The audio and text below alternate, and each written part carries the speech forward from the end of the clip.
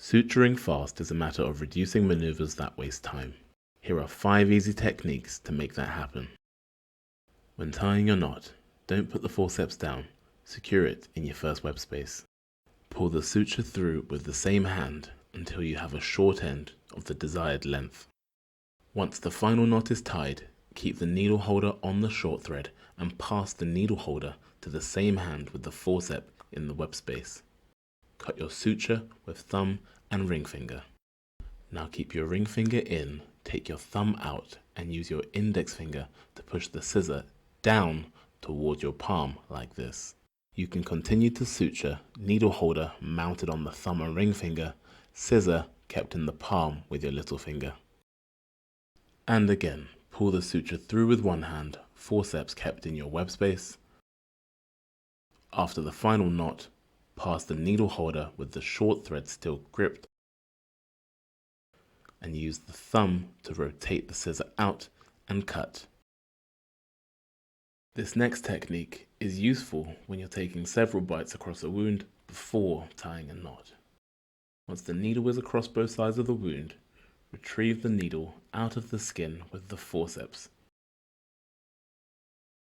You mount the needle holder straight away where you want it without needing to adjust it afterwards, and keep on suturing.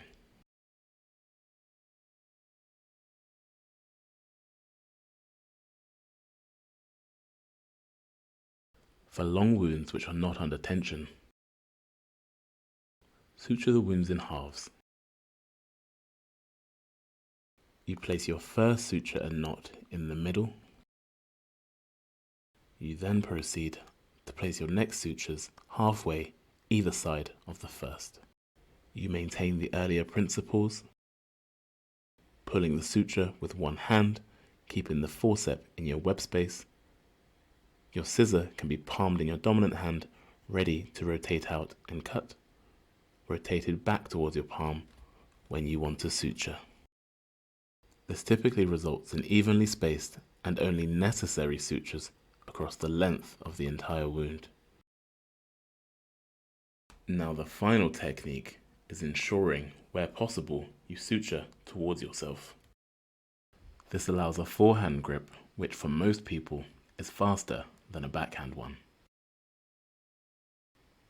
If you have an assistant to cut sutures, as they approach to cut the suture, you can slide your hand down the long suture and mount the needle whilst they cut one or both threads. Now maintain the earlier principles. Mount the needle holder just the once along the body of the needle where you want it to be. If you need more needle to do this, simply push the needle further from the swage end or retrieve the needle with the forceps until you have access to the needle body. And now keep suturing without additional adjustments in between until you get to the end of the wound.